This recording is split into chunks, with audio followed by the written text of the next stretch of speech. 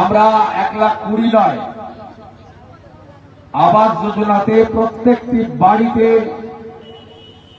উপযুক্ত অর্থ দিয়ে ঘর নির্মাণ।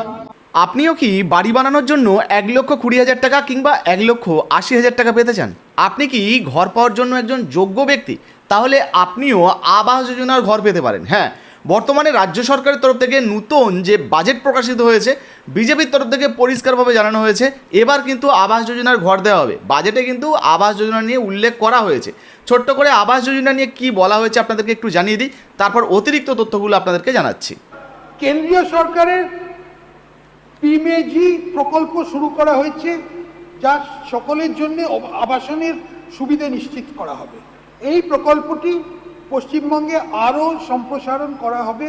করার জন্য চলতি অর্থ বছরে 13,000 কোটি টাকা বাজেট বরাদ্দের প্রস্তাব করছে। এই অর্থবর্ষে 25 লক্ষ নতুন বেনিফিশিয়ারিকে বাসস্থান দেওয়া হবে। তো শুনতে পেলেন বন্ধুরা, আবাস যোজনা নিয়ে তিনি কিন্তু ঘোষণা করেছেন, মানে আবাস যোজনার যে বাড়ি বা বাড়ি বানানোর জন্য যে টাকাটা সেটা কিন্তু আপনার ব্যাঙ্ক অ্যাকাউন্টে দেওয়া হবে। এখন প্রশ্ন হচ্ছে বাড়ি বানানোর জন্য কত টাকা পাবেন। দেখুন, প্রথমত বিজেপির তরফ থেকে আগেই ঘোষণা করা হয়েছিল যে যদি বিজেপি পশ্চিমবঙ্গে ক্ষমতায় আসে সেক্ষেত্রে 1,20,000 নয়, তার থেকে বেশি আপনাদেরকে বাড়ি বানানোর জন্য দেওয়া হবে। তবে এই মুহূর্তে আবাস যোজনার লিস্টে ধরুন যাদের নাম রয়েছে, যারা প্রথম কিস্তির টাকা পেয়েছেন বা প্রথম কিস্তির টাকা পাবেন, তাদের ক্ষেত্রে আমি আপনাদেরকে বলবো 1,20,000 টাকাই ধরে চলুন আপাতত। 1,20,000 টাকাই ধরুন আপনার ব্যাঙ্ক অ্যাকাউন্টে ঢুকবে, মানে প্রথম কিস্তি 60,000 টাকা, পরের কিস্তি আরও 60,000 টাকা।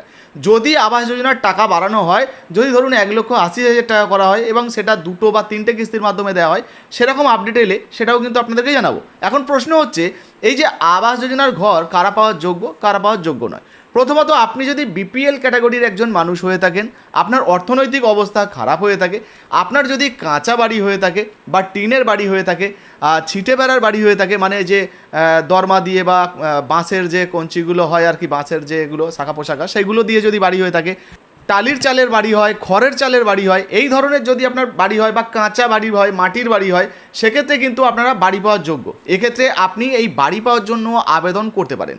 এখন প্রশ্ন হচ্ছে এই বাড়ি পাওয়ার জন্য কোথায় আবেদন করব। দেখুন, আগের সরকারের সময় কিন্তু অন্য পদ্ধতি ছিল। এখন যদি আপনি আবাস যোজনার জন্য আবেদন করতে চান, আপনাকে আমি বলবো আপনি কিন্তু আপনার যে পঞ্চায়েত রয়েছে বা ব্লকে রয়েছে, ব্লক রয়েছে, বিডিও রয়েছে, সেখানে যোগাযোগ করতে পারেন। আপনি যদি শহরে হন তাহলে কিন্তু আপনি পৌরসভায় যোগাযোগ করতে পারেন।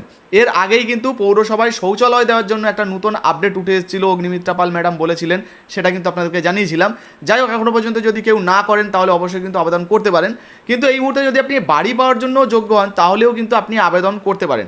আপনি সাদা কাগজে লিখে একটা দরখাস্ত, মানে ফর্মের মতো করে আপনি আবেদন করতে পারেন, কিংবা আপনি পঞ্চায়েত থেকে যোগাযোগ করতে পারেন যে এইভাবে আবাস যোজনায় নাম তোলার জন্য কিভাবে আবেদন করব, বা কোনো ফর্ম থাকলে আমাকে দিন, আমি ফিল আপ করে জমা করবো, কী কী কাগজপত্র লাগবে বলে দিন। এছাড়া আরও একটা আপডেট আপনাদেরকে জানিয়ে দিই বন্ধুরা, আবাস যোজনার এই টাকা দেওয়ার জন্য কিন্তু অলরেডি গ্রামে গ্রামে, এলাকায় এলাকায় ভেরিফিকেশান শুরু হয়ে গেছে। আমাদের এলাকায়ও কিন্তু অলরেডি ভেরিফিকেশান হয়ে গেছে, ভেরিফিকেশান হয়েছে, বেশ কিছু বাকি রয়েছে, সেগুলোও হবে। আর যদি আপনার এলাকায় না হয়ে থাকে, আপনার এলাকাতেও কিন্তু ভেরিফিকেশান হয়তো শীঘ্রই শুরু হয়ে যাবে। হয়তো আপনার এলাকায় খবর নিয়ে দেখবেন ভেরিফিকেশান হয়ে গেছে, তো অবশ্যই কিন্তু আপনারা একবার খোঁজ খবর নিয়ে দেখবেন। যদি লিস্টে নাম থেকে থাকে, আপনি যদি বাড়ি পাওয়ার যোগ্য হন, হয়তো আপনারও কিন্তু ভেরিফিকেশান হবে। তো এই নিয়ে যদি আপনার কোনো রকম কোনো প্রশ্ন জিজ্ঞাসাবাদ থাকে বা কোনো সংশয় থাকে, আপনি কিন্তু আপনার পঞ্চায়েত ব্লকে যোগাযোগ করতে পারেন। ভেরিফিকেশান হচ্ছে কি না বা হয়েছে কি না আশেপাশের যারা প্রতিবেশী রয়েছেন তাদের থেকেও খোঁজ নিতে পারেন, বা পাড়ায় যে মেম্বার পঞ্চায়েত সদস্য রয়েছেন তাদের থেকেও কিন্তু জানতে পারেন। যাই হোক, এই মুহূর্তে আবাস যোজনার টাকা আপনি পেতে চান কিনা অবশ্যই লিখে জানাবেন। ভিডিও ভালো লাগলে লাইক দিয়ে শেয়ার করে দেবেন। ফেসবুক থেকে দেখছেন, এখনও পর্যন্ত ফলো না করলে অবশ্যই ফলো করে পাশে থাকবেন। ইউটিউব থেকে দেখলে সাবস্ক্রাইব করতে ভুলবেন না। ধন্যবাদ।